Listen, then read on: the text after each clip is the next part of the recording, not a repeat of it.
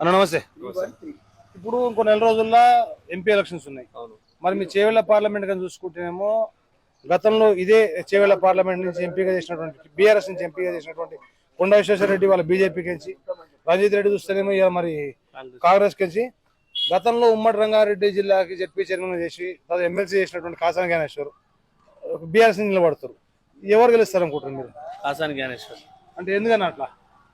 BC candidate ఇచ్చారు ప్రతిసారి రెడ్డికి ఇస్తారు కదా. అవును sir, BC candidate Kasani Gnaneshwar అనుకుంటున్నాం. లాస్ట్ 2 సార్లు కూడా మరి బీసీ క్యాండిడేట్ ఉండే.